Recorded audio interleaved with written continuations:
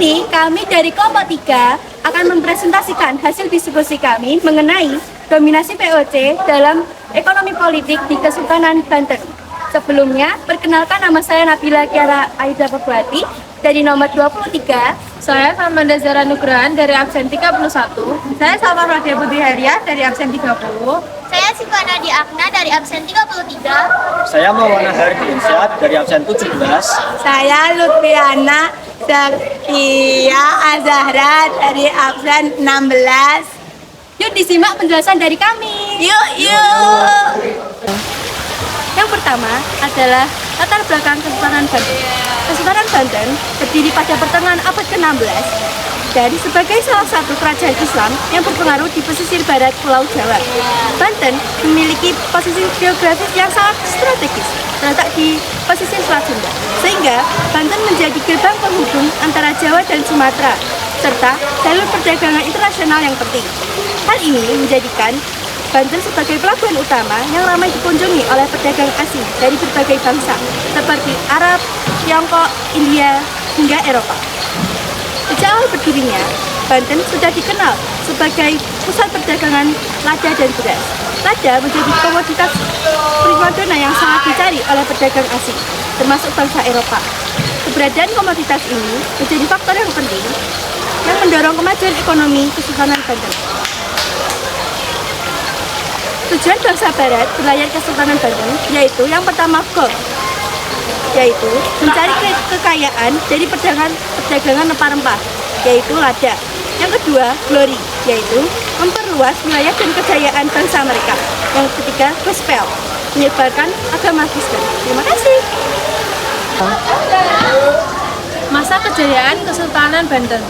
Masa kejayaan Kesultanan Banten terjadi pada masa pemerintahan Sultan Ageng Tirtayasa 1651 sampai 1683 Masehi. Pada masa ini, Banten menjadi pusat perdagangan rempah-rempah yang sangat penting di Asia Tenggara, terutama lada yang menghasilkan kekayaan dan pengaruh yang besar untuk perdagangan rempah-rempah tersebut. Faktor pendukung kejayaan Kesultanan Banten. Yang pertama, posisi strategis.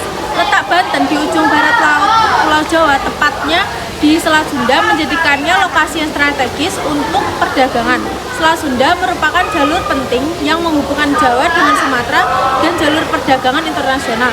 Yang kedua, perdagangan rempah-rempah. Banten menjadi pusat perdagangan rempah-rempah, terutama lada. Rempah-rempah ini sangat dicari oleh pedagang dari berbagai negara termasuk Eropa dan Asia. Yang ketiga, diplomasi dan hubungan internasional. Kesultanan Banten menjalin hubungan diplomatik dan perdagangan dengan berbagai negara, termasuk Belanda, Inggris, dan Tiongkok. Hal ini memungkinkan Banten untuk memperluas jaringan perdagangannya dan meningkatkan pengaruhnya di kawasan tersebut.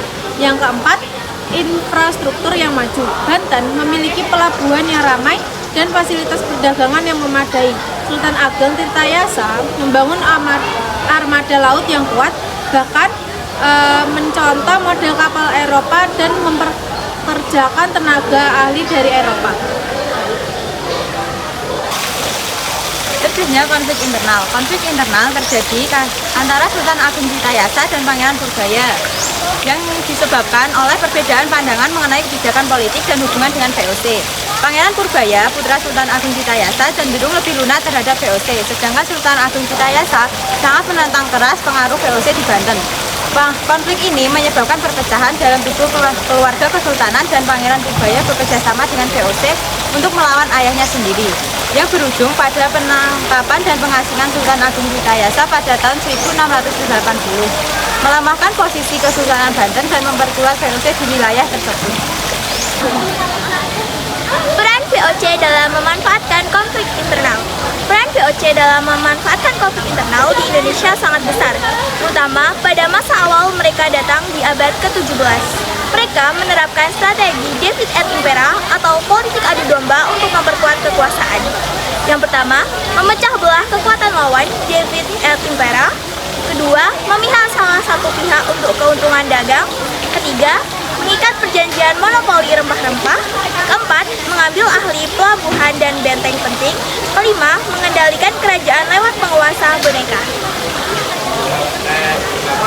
ada. Keberhasilan VOC menguasai Kesultanan Banten.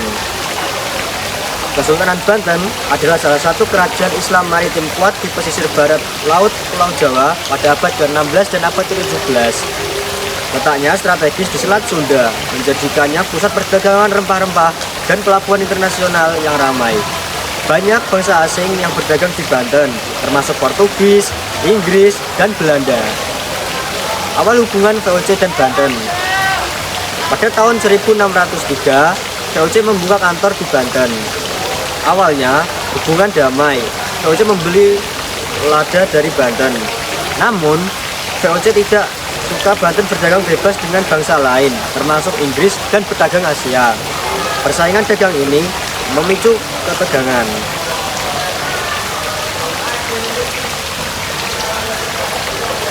Konflik dan strategi VOC. VOC menggunakan politik adu domba David et Impera untuk melemahkan Banten.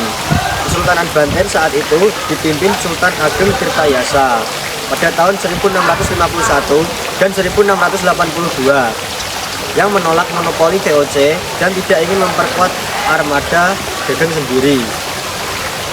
Sultan Ageng membangun pelabuhan dan menjalin hubungan dengan pedagang Inggris, Denmark, Prancis untuk melawan dominasi VOC. Putra Sultan Ageng, Pangeran Haji, justru bersikap lebih dekat dengan VOC. VOC memanfaatkan perbedaan sikap ayah anak ini. Perang Banten.